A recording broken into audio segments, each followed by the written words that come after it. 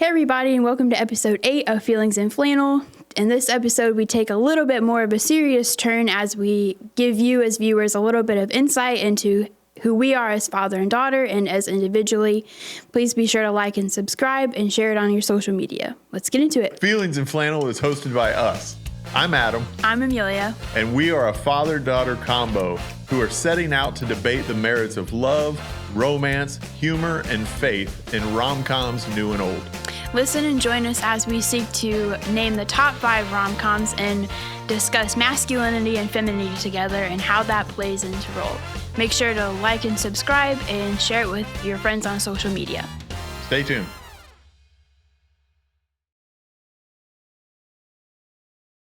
Okay, so here we are, episode 8. Mm-hmm. This one is going to be a lot bit different than episodes 1 through 7. I'm probably going to get a little bit more, deeper or serious on a certain level. It's not going to be like depressing, but this one. So we're going to talk about a walk to remember? Oh, okay. We don't talk about that. I'm still healing. I still have opinions on that one. Yeah, this episode is going to be different, but I think it, in some ways, whoever's listening or watching, they either disagree or agree with our picks. And it's mostly been about romantic comedies up to this point, but they still know very little about us other than, some revealing things that our picks share about us. We just want to take some time to share a little bit from us. But if you're just tuning in, if this is your first episode, episodes 1 through 7 really unpack what we're doing with Feelings in Flannel. And last episode, we pulled the curtain back and had finally exposed the entirety of our top 5, our respective top 5s. In future episodes 9 and 10, we're going to narrow that down and we're going to agree on a top 5. So that'll be interesting, but we're going to take a break from that today just to kind of talk about our relationship. You are my daughter, for those who don't know that already. And we decided to do this in part to spend time together and in part to model a healthy father-daughter relationship. And I hope we're doing that.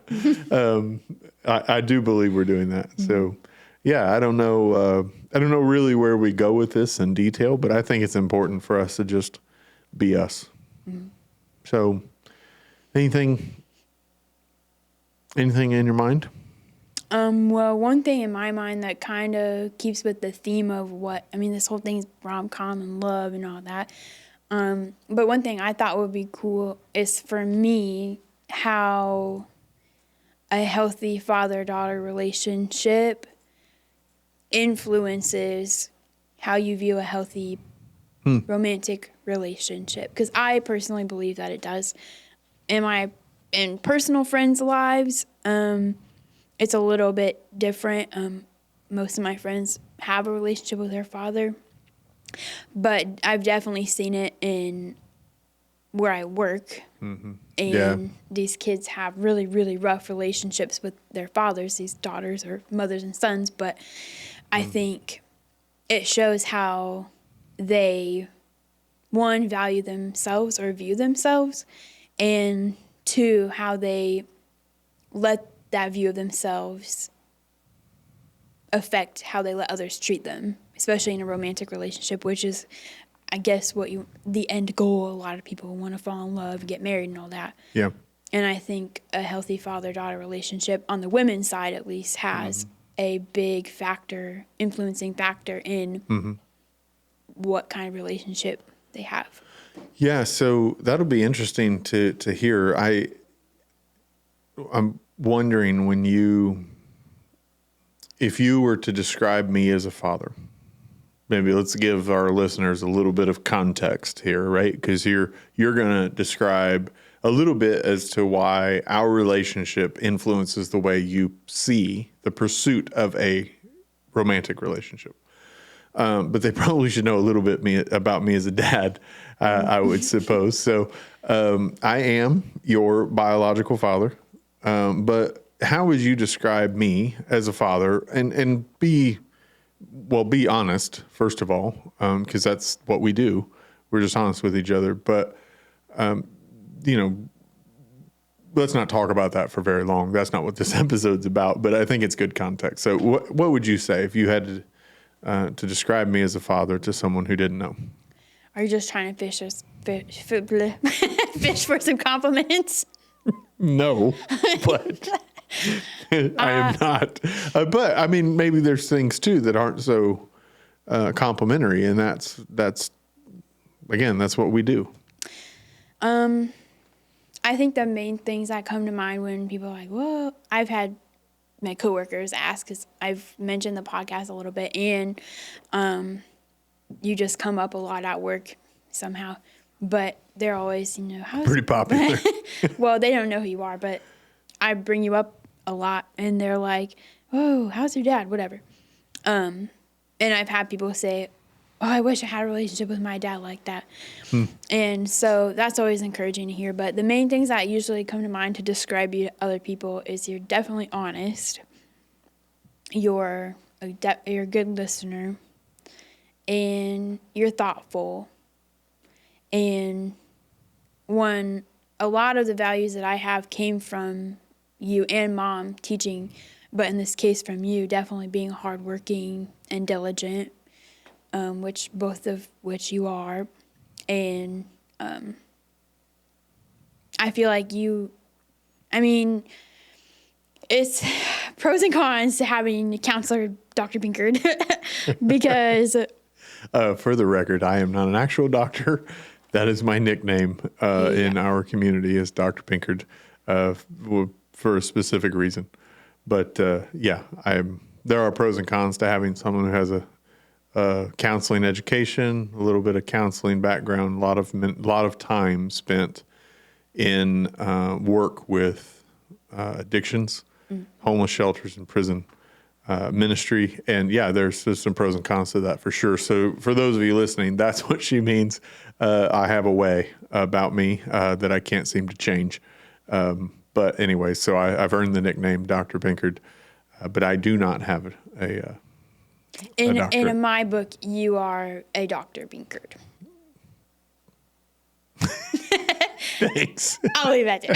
Anyway, the pros of it is really helpful because I know, okay, I have something I want to talk about, and I know that you're going to be completely honest, and you're good at being objective, even when it's me, and even when I want to hear, oh, you're right. Sometimes I hear, well, maybe you need to look in the mirror kind of thing. Oh, snap. That's not where I thought this was going. But, it's pros to that because it gets me to start thinking about what I'm feeling, why I'm feeling it, what I'm going to do about it, and do I need to dwell on it, and do I need to address it with anybody?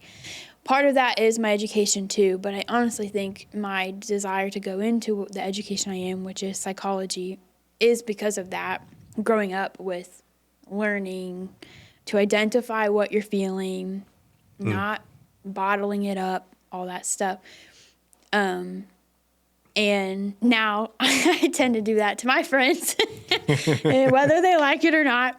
But it is very helpful to know that, okay, I'm going to go into this conversation, and I know that you're going to give me honest advice that's in my best interest, whether it's going to be hard for me to hear or it gives me more guidance and to know how to approach the next steps, whether it's somebody hurt me and I don't know how to talk to them about it, or I'm really struggling with this certain thing. I don't know what to do, and I don't know why I'm struggling with it. The cons to that, sometimes I just want to vent. Sometimes I don't want to hear what I can do better, because 9 times out of 10, I know what I have to do, but I don't want to do it. Right. Or sometimes I think I know, and I just want confirmation. I think if any cons, it would just be our personalities are different. We have similarities in the way we think, Sure. a lot of similarities. I feel like I tell people that I have your brain and mom's everything, and Aiden's vice versa. He has mom's brain and your everything.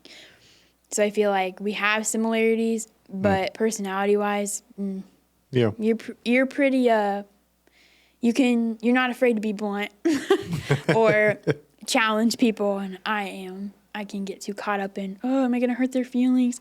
I've gotten better to just say it, but Yeah, well, that's good context. I mean, just to kind of sum that up, because now we got to go back to let's connect this to what we're doing. And how does my role as your father influence the way that you or what you're looking for in a relationship, and why is that important, if it is important?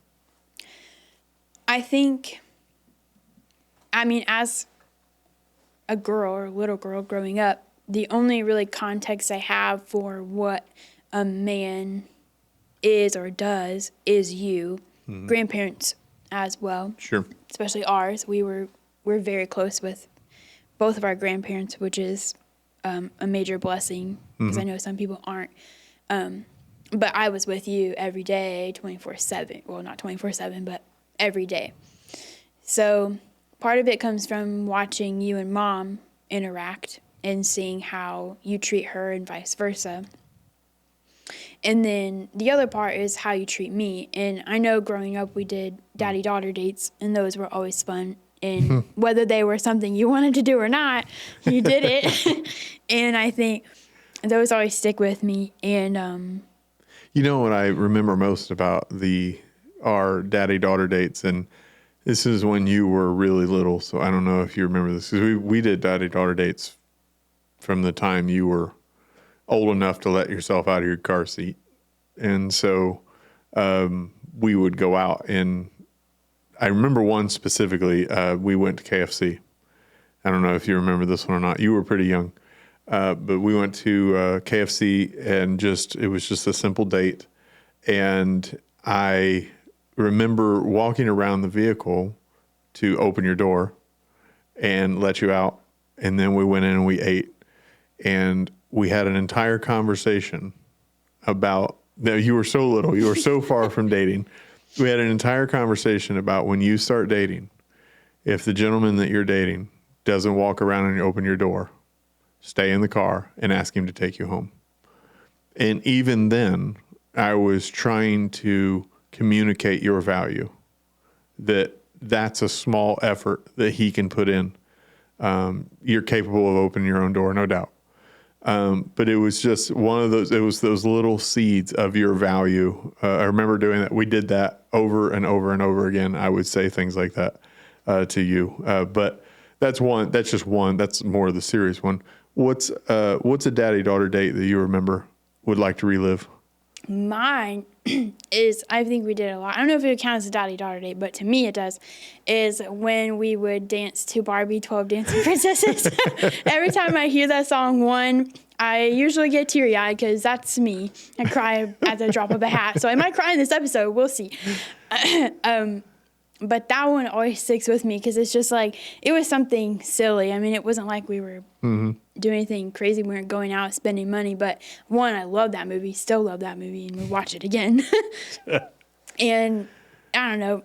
For some reason, that one sticks with me. Or motorcycle rides were always my favorite. Even I was a probably dangerous passenger, but it was still a lot of fun. No, you were hilarious as a passenger.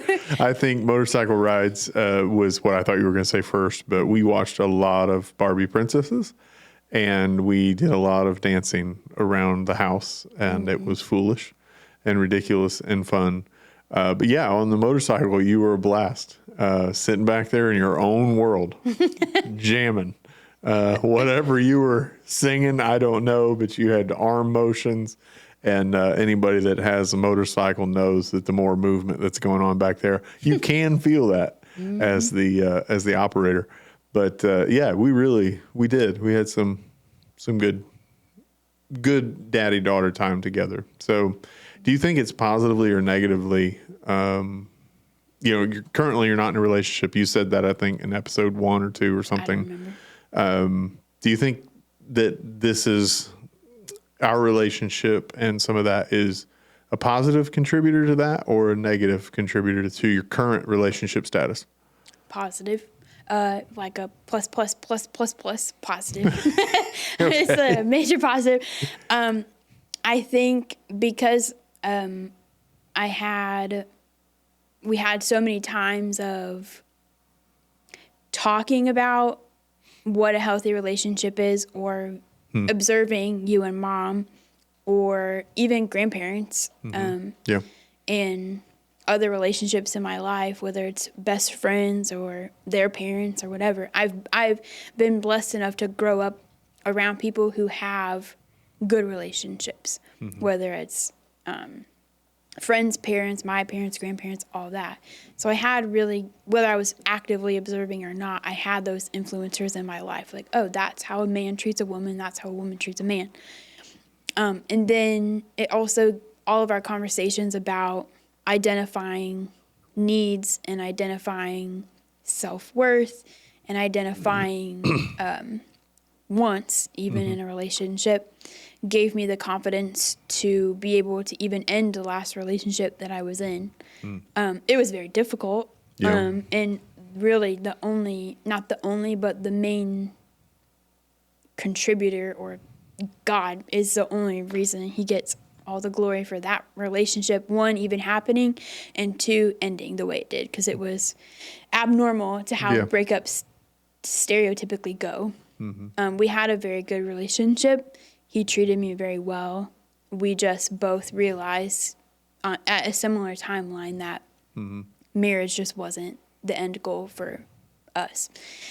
So it is an end goal, but we just weren't compatible for a lot of reasons. So I think it was a positive thing because I was able to honestly, one, admit it to myself no matter how hard it was, and be able to articulate why to myself and to him, and then him be able to articulate back, even though it was a hard period of time.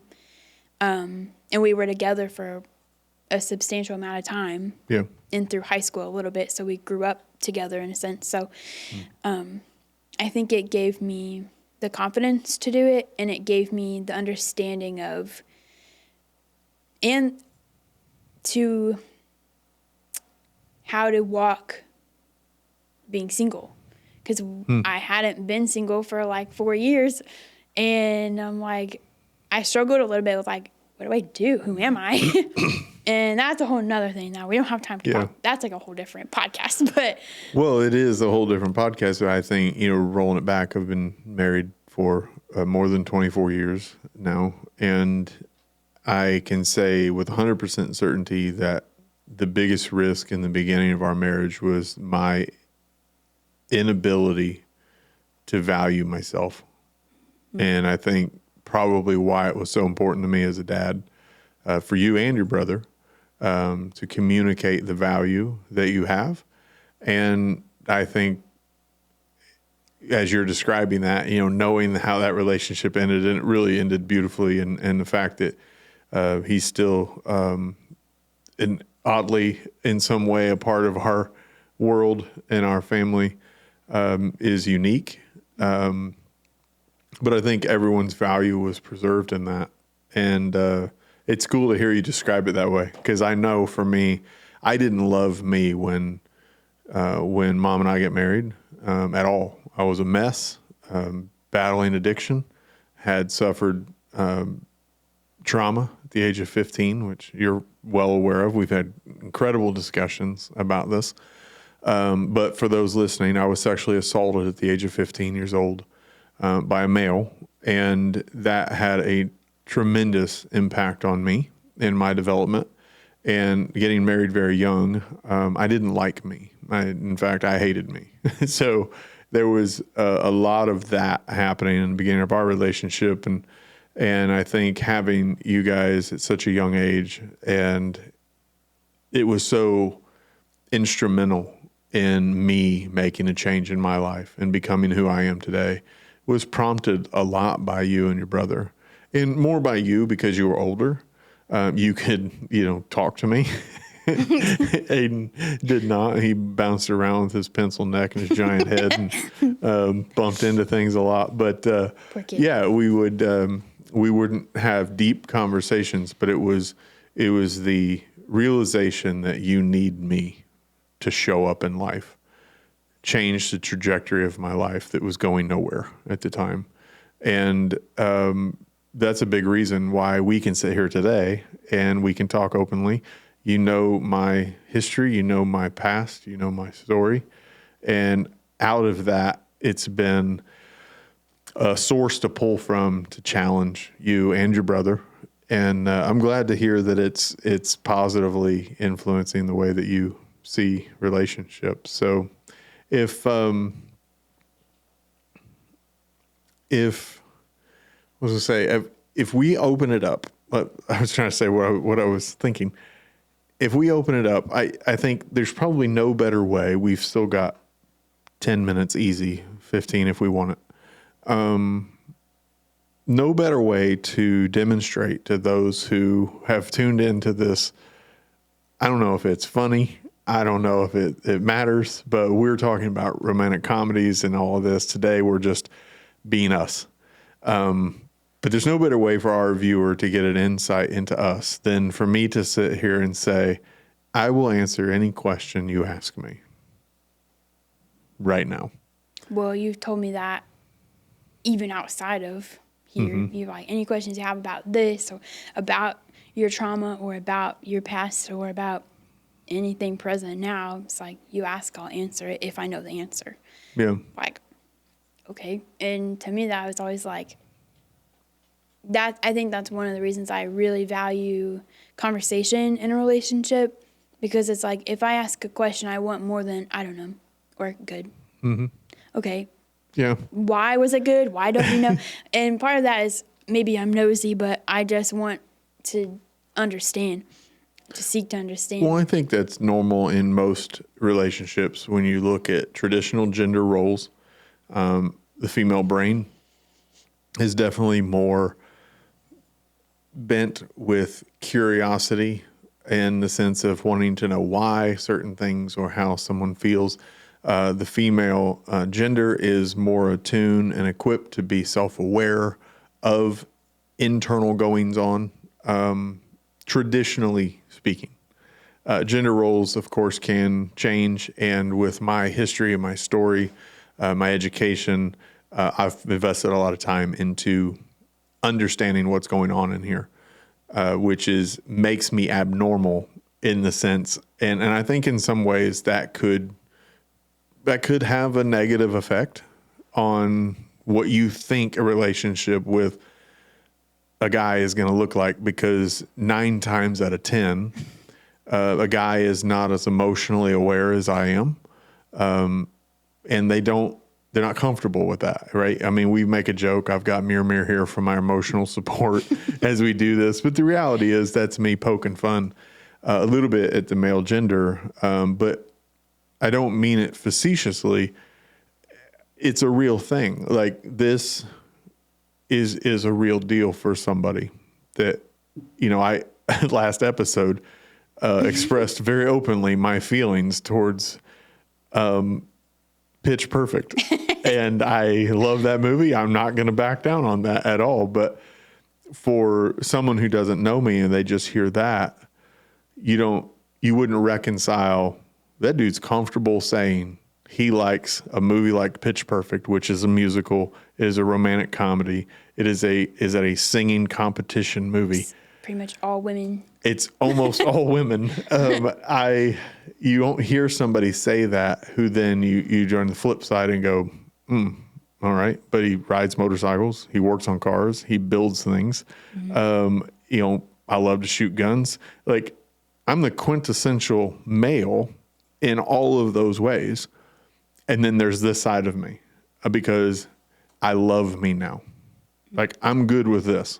And it really doesn't make a flying flip to me what anyone else thinks about it, because I know who I am and I'm good with that.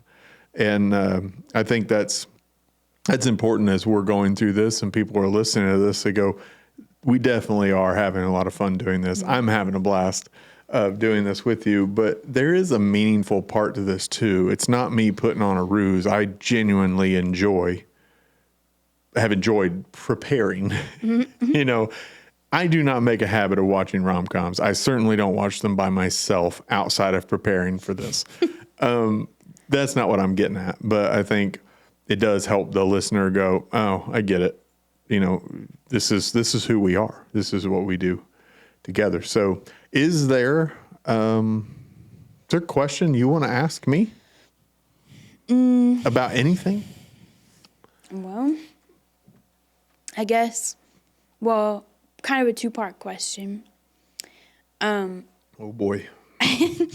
No, I do not think A Walk to Remember is a romantic comedy. That's not what I was going to ask. Just We let me covered heal. this already. Keep opening that wound. Let me heal. For me personally, where I'm at in my life is, one, I'm single in this context of romantic relationship, but two, I'm content that way. And of course, there's days where it's hard. I'm like, everybody in my life that I'm really close with, a lot of them are married or at least in a relationship. And so it can be hard to be like, okay, well, when's it going to happen? And some people are younger than me, like my sister-in-law and my brother. Yeah. He's younger than me and he got married before I did. But part of that was life choice. Like, I really wanted an education and all that. But where I'm at right now is I have to learn to value myself again. Because I used to, and I don't know what happened. So that's what I'm at right now. Yeah. But anyway, that's a whole nother thing. But so I'm on that walk. And so now I'm in this spot of learning to love me through Christ, but also trying to learn what truly is a godly man. I have examples in my life. I have a lot of examples in my life. But I also know that I need to turn to Scripture. And so I have done a lot of work on identifying men in Scripture, what is directly said about men in Scripture, but also what you can kind of pick up on through stories, through men of God like David or something like that. And for me, it's like, one, I want to return the question. Maybe I'm fishing for some compliments, but I'm comfortable enough to admit that. But anyway, return the question. I can hear Olivia right now. Tell us your love language is words of affirmation without telling us your love language. I'm sorry, I can't help it. No, I like where this is going. Let's do it. Return the question of, how am I as a daughter, and why do you think it makes it healthy? And then two, if you have it all, what kind of man have you, I don't want to say always envisioned, but what kind of man, where I'm at in my life now, do you think you would pray for or are praying for? I don't know what you pray for, but. Yeah, so let's start with the first question. How are you as a daughter? I'm pretty great. Agreed. Your mom and I have said for a long time, had you not been you, we would only have one child. Oof to Aiden. Yeah, oof to Aiden. Well, not really. He wasn't born. Yeah. You were wonderful from the beginning, and have been all along. I think there's some natural firstborn tendencies that are just present. But, you as a daughter are unbelievably thoughtful and committed to who you want to be. And that's inspiring. Watching you go through school was both inspirational and stressful all at the same time. Yep. And the stressful part is that you are more of a perfectionist. You're really you're the reformer kind of thing from Enneagram perspective. But, that part of you was the part that was hard to watch, because on this side of the script, knowing that the effort you were putting in at high school likely wasn't going to matter much in real life. It doesn't mean there's no value in it. I don't mean it that way, but you really were committed to following the rules, doing what you needed to do. And that made you pretty easy to parent from the traditional parenting things. You know, we weren't worried about you sneaking out and doing this kind of thing. But just as a human being, you're one of the most incredible people on the planet. And I'm biased. I know that. But I would challenge any of you who live in our world to take a moment to sit down with this young woman and hear how thoughtful and creative that you are. You really are intentional. Your art, I love the way you do your art. I don't understand it. You know, you recently are on a kick. You've been making bookmarks. They're cool, right? They're fun. That kind of stuff is really, really good. I think, you know, as a daughter, you've always been a source, and I've said this to a lot of different people, especially those I work with. You've always been a source for me as a dad, as someone that I knew was going to, if observed, the need, you would express compassion. You may not ever say anything, which you rarely don't, or you often don't. I mean, you're not an extremely vocal person, but it may just be a little bit extra on a hug. And I know in that moment that, you know, I've had a really crappy day or whatever's going on. And you have always been that. You have a really, a motherly instinct about you that is going to make you an incredible mom. That's going to be awesome to see and to be a part of. But I think that in some ways brings me to the second question. And I could go on, and we could spend an entire episode of me talking about how great you are. Maybe that could be episode 9. It's season 2, and the entire it's season. all about me. Because there are so many great things to say.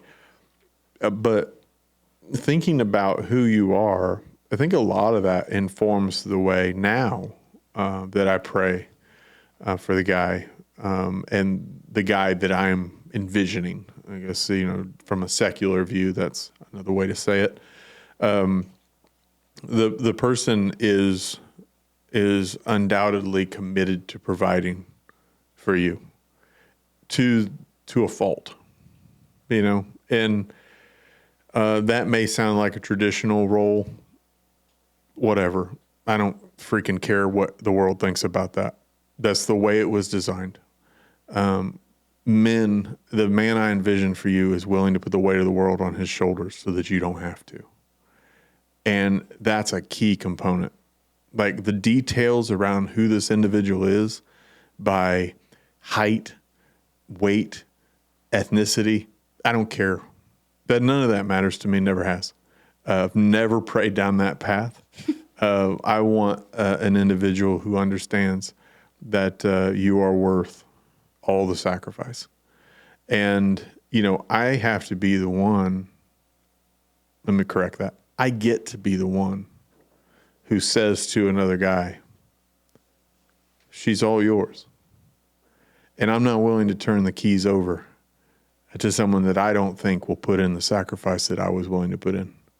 And so that's been by far my number one prayer or thought towards who's going to be your story, you know, your romantic comedy. Now, of course, the dude's got to be funny. Yes. Right? I mean, if he doesn't have a sense of humor, come on. He's got to bring out the bark. He's got to in my 20 arouse other the laughs. bark. Yeah, I mean, that's a great way to say Which it. isn't hard to do. I laugh at pretty much anything. You do love to laugh, and that's wonderful, though. But the guy has to have a sense of humor. I think beyond that, I want someone who's willing to learn basically anything. You know, I have a lot of skills, if you will, that are helpful in being the head of a household. I didn't come with those skills. I've had to learn them.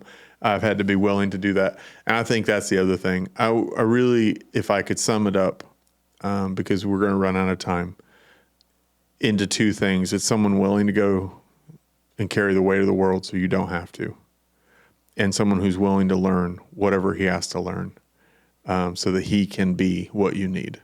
And that, I mean that from emotional intelligence to knowing how to run a hammer. Right? They're both equally important in my world. So that's a good question.